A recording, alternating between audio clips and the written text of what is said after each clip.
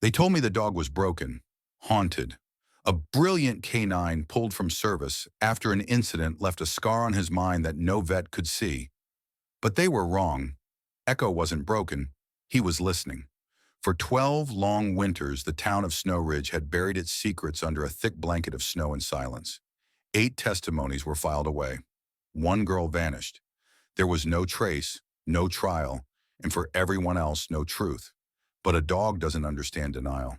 He doesn't comprehend secrets kept for the sake of a quiet life.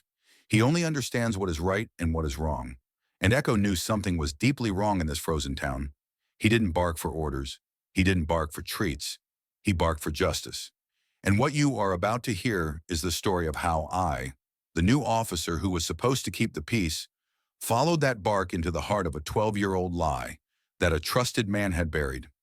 My name is Officer Alex Ryder, and I came to Snow Ridge searching for a slower pace, a refuge from the cynical justice of the city. I found a town entombed in white, where the silence was a physical presence that crept beneath your coat and settled in your bones. My new partner was Echo. His coat was charcoal black, his left ear had a permanent, knowing tilt, and his eyes watched everything as if he could see right through to a person's soul. He was quiet, reserved, and wary of everyone, especially the man who ran the station, Chief Warren Croft. The chief was a pillar of the community, a man with a firm handshake and a reassuring smile. But the first time he turned his back, Echo let out a low, guttural growl that vibrated through the floorboards. It was a sound of pure judgment, a crack in the town's perfect, frozen facade. That sound, that single moment of raw instinct, led me to a dusty file on a missing girl named Lily Anderson. The file was a dead end. But I was about to learn that my new partner didn't believe in dead ends. He only believed in digging until he found the truth. That single guttural growl from Echo was not evidence a prosecutor could use, but it was more than enough for me. It was a starting point, a tear in the fabric of Snow Ridge's placid silence. For days I couldn't shake it. I reread the sparse file on Lily Anderson, the cheerful photo of a 19-year-old girl with a bright red scarf pinned to the inside cover. The official story was that she had likely wandered off, overwhelmed by personal issues. But the story didn't fit the girl in the picture, and it certainly didn't fit the sound that had come from my partner's throat. The break came on a Tuesday morning. I was heading to the briefing room when Echo suddenly stopped dead in the hallway, his body rigid. He let out a single sharp bark, then turned and stared at the old metal-banded door leading to the station's basement. "What is it, boy?" I asked, but he just barked again, this time with an insistence that drew the attention of Deputy Eve Reed. "No one goes down there, Alex," she said, her arms crossed. "Chief Croft had it sealed himself years ago. Old wiring, mold. It's a hazard." A hazard. The word echoed Chief Croft's own excuse for keeping things quiet.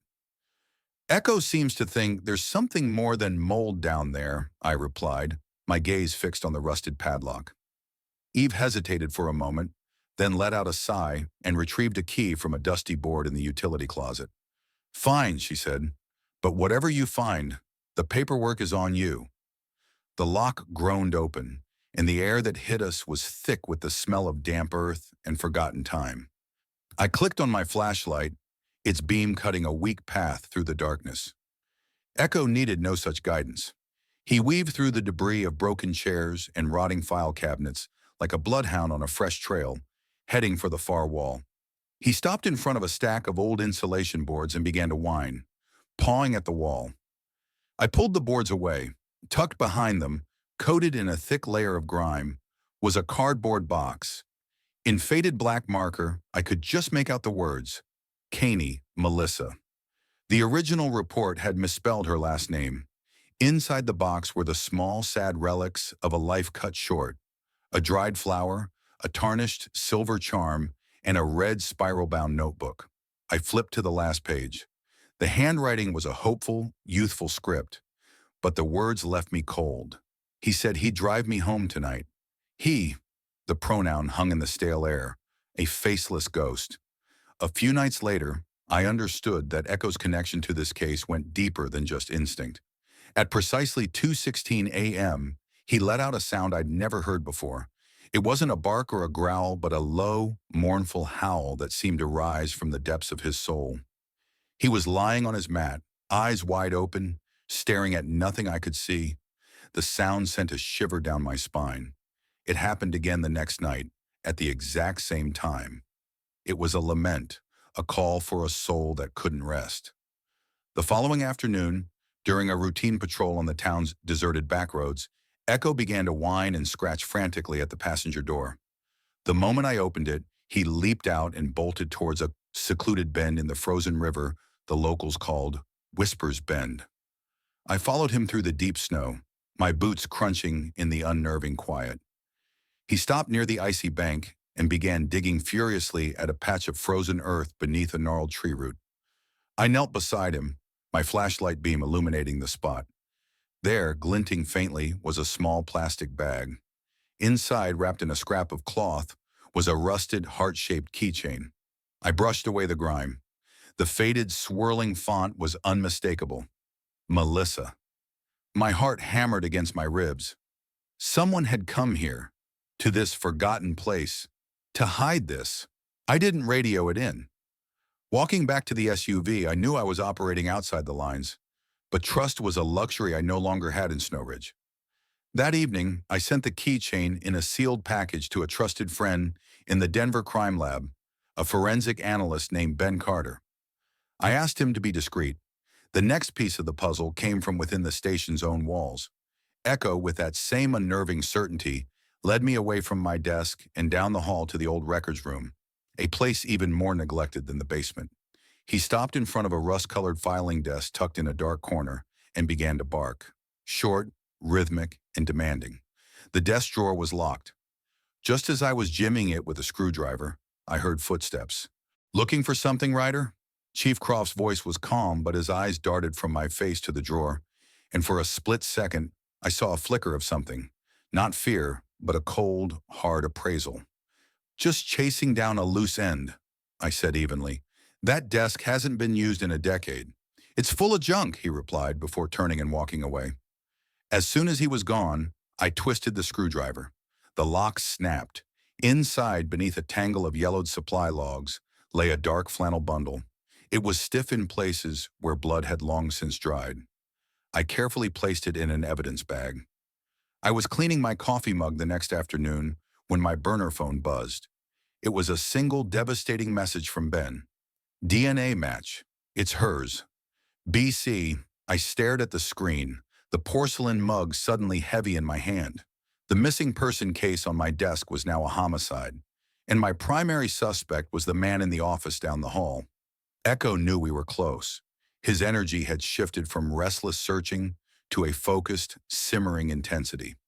That evening, he led me up a narrow, dusty stairwell I hadn't even known existed, to the rooftop of the station's west wing. The door was rusted shut, but Echo pushed against it with his shoulder, growling low. I forced it open. The wind was fierce up there, and ice crackled under my boots. The rooftop was a barren, forgotten space, a perfect place to bury a secret forever. Echo walked directly to a corner where the cement was rough and uneven, a poorly done repair patch. He scratched at it, claws scraping against the concrete, and looked at me. I retrieved a pry bar and a chisel from the maintenance closet. Sweat froze on my brow as I worked. Each strike of the chisel feeling like an accusation against the town's 12 years of silence. After 15 minutes of grueling work, the chisel struck metal with a dull thud. I scraped away the dust and rubble. Beneath the slab was a small dented tin box. My hands trembled as I opened it. Inside, nestled in a piece of waxy cloth, was a silver bracelet. I turned it over in the fading light, the cold metal biting into my skin. It was engraved with a simple, loving message. "To L.A., stay brave, Dad." I stood there on that desolate rooftop, the wind whipping around me, holding the final piece of her story. It had been buried under the feet of the very institution that was supposed to protect her. Now I had the truth. All that was left was to make it heard. Clutching the cold tin box in my hand, I didn't go back to my desk. I didn't log the bracelet into evidence. The time for procedure was over. I walked down the echoing stairwell, my mind clear on what I had to do next. My first call was not to an internal affairs division, but to a number I'd found in Lily Anderson's file for her brother Mark. When he answered, his voice was thick with the weariness of a man who had given up hope long ago. "Mr. Anderson," I said, my own voice steady despite the tremor in my hands. "This is Officer Ryder from the Snow Ridge Police Department. I think you should come to the station. I think we found her." My second act was to walk to Chief Warrencroft's office. He was looking over some paperwork, the picture of calm authority. "Chief," I said, my voice cutting through the quiet, "I need to speak with you in the conference room. Now." The air in the room was cold and sterile. The long oak table felt like a battlefield, and I was armed with the ghosts of the past. Chief Croft sat at one end, his face a carefully composed mask of inquiry. I stood at the other. Without a word, I opened my satchel and placed the evidence bags on the polished wood between us. First, the heart-shaped keychain with Lily's name, then the square of flannel, stiff with her dried blood, and finally the silver bracelet I had just pulled from its concrete grave. His eyes flickered over them, a muscle twitching in his jaw, but he said nothing. Just then, Echo, who had been waiting silently by my side, walked forward. He didn't growl or bark. He moved with a solemn grace to the head of the table, sat down directly between us, and fixed his gaze upon Chief Croft. He wasn't a dog in that moment. He was a guardian, a silent, furry embodiment of the truth that refused to be buried. The chief's composure finally shattered. He looked at Echo, then back at the items on the table, and a deep, shuddering breath escaped him. "She trusted you, Chief," I said softly, my voice breaking the silence. "She stayed late because she thought she was safe." "What happened that night?" His shoulders sagged, the weight of 12 years crushing him in an instant. The words tumbled out, a torrent of guilt and fear. "It was an accident," he choked out, his hands shaking. "I'd been drinking. I offered her a ride home, and she refused. She said she was going to report me. I just wanted to stop her, to talk to her." He looked up, his eyes pleading. I grabbed her arm. She pulled away. She slipped. Her head hit the edge of the concrete steps on the old terrace. He buried his face in his hands. She wasn't breathing. I panicked. I thought my life was over, so I hid her. I hid everything. As the last word left his lips, the conference room door opened. Mark Anderson stood in the doorway, his face pale, his frame gaunt with a grief that had never ended. His eyes, dark with a sorrow that had no bottom, found Chief Croft. "I swear to you, Mark, I didn't mean to kill her," Croft whispered, tears now streaming down his face. Mark didn't look at him. He just looked at the bracelet, his sister's name shining faintly under the fluorescent lights. "You broke her," he said, his voice low and final, "and you let us break every day for 12 years, looking for her." In the profound silence that followed, the weight of that truth settled over us all. The silence that followed Mark's words was heavier than any snowstorm Snow Ridge had ever endured. It was a silence filled with the weight of 12 stolen years, of grief left to fester, of a truth finally, painfully born. There were no more denials, no more defenses left for Warrencroft. In that room, he was no longer a chief of police. He was just a man undone by a single panicked decision made a lifetime ago. I made the call, and the arrest was conducted with a somber quiet that felt strangely appropriate. There were no sirens, no shouting, just the quiet click of handcuffs and the shuffling of feet as 2 state troopers I had requested led him away. The man who had ruled this town with quiet authority for over a decade was now just a ghost, haunted by the memory of a girl in a red scarf. The news spread through town not like a wildfire, but like a slow thaw. The oppressive silence of denial was replaced by a more solemn quiet of remembrance. A week later, on a day when a pale, watery sun finally broke through the gray clouds, the community gathered to lay Lily Anderson to rest. Her remains, recovered from the desolate spot Croft had finally revealed, were buried in the small cemetery overlooking the valley. The service was simple, beautiful, and heartbreaking. I stood at the back with Echo at my side, watching as Mark Anderson stood by the graveside. He was wearing a familiar red scarf, the same one from his sister's photograph. He didn't cry, but his shoulders, which had been stooped with the burden of not knowing for so long, seemed to stand a little straighter. He had finally brought his sister home. After the service, as people began to disperse in quiet reflection, Echo walked away from my side. He moved with that same deliberate purpose he'd shown throughout the investigation, straight towards Mark. He didn't bark or whine. He simply stopped beside him and gently pressed his head against the grieving man's knee. Mark froze for a second, then his hand dropped instinctively to rest on Echo's head. A tremor ran through his arm. "She'd have liked you," he murmured, his voice thick with emotion. "You listen better than most people." That evening, back at the station, a letter was waiting for me. The handwriting was elegant, if a little shaky. It was from Lily's mother, Evelyn. I unfolded it carefully. "Dear Officer Ryder," she wrote, "I don't know how to thank you. For 12 years, I held on to the hope that someone would still care enough to ask what happened to my daughter. You did more than ask. You listened. And that remarkable dog of yours. He didn't just find clues, he found her spirit. People say animals don't speak, but they do. They speak with their hearts. Thank you for understanding his. Because you did, my Melissa finally rests." I folded the letter, a profound sense of sorrow and rightness settling over me. I had come to Snow Ridge seeking peace, but I had found purpose instead.